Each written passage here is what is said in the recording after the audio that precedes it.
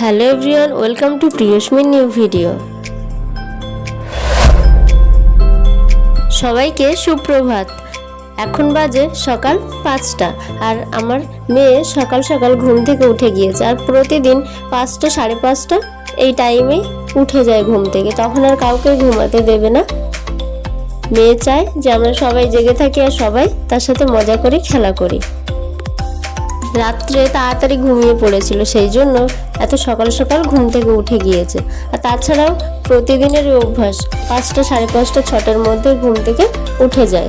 এখন সবাইকে জাগিয়ে রেখেছে, কিছুটা সময় হয়তো খেলা করবে, কিন্তু তারপরে আর ঘরে থাকবে না, তখন বাইরে ঘুরতে নিয়ে যেতে হবে। এখন এত তাড়াতাড়ি ঘুম থেকে উঠে যাচ্ছে, কিন্তু যখন পড়ার সময় আসবে তখন কিন্তু এত তাড়াতাড়ি হয়তো আর ঘুম থেকেই উঠবে না।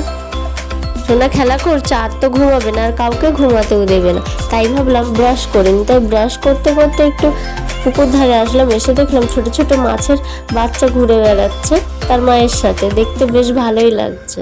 সকালবেলা গ্রামের পরিবেশটাই অন্যরকম, কি যে ভালো লাগে, ফ্রেশ এয়ারটা পাওয়া যায়।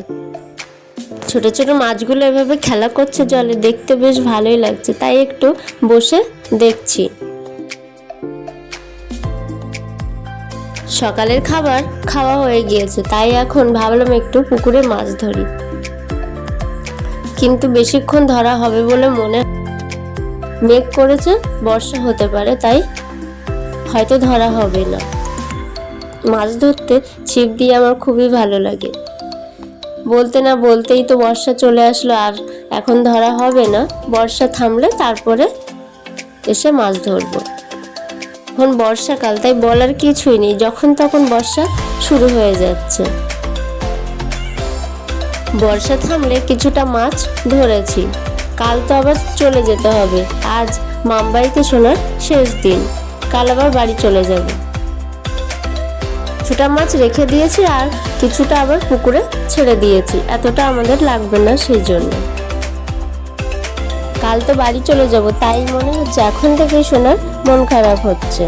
তাই একটু আশেপাশে ঘুরছে, আর ঘুরতে ঘুরতে সন্ধ্যা হয়ে গেল।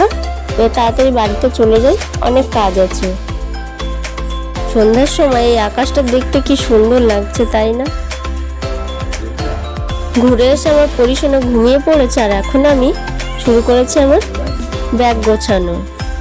যা কিছু প্রয়োজনীয় জিনিস আমি সব কিছুই গুছিয়ে নেওয়ার চেষ্টা করছি, আর কাল যে ড্রেসটা পরে যাবে সব কিছু আমি আলাদা করে রেখে দিয়েছি। সোনার মামবাড়িতে থাকার সময় শেষ, এবার আমরা বাড়ি যাব। সব কিছু ঠিক করে গুছিয়ে নেওয়ার পরেও আমি বাড়িতে গিয়ে দেখবো যে আমার প্রয়োজনীয় কিছু জিনিস আমি মামবাড়িতেই রেখে বাড়ি চলে গিয়েছি।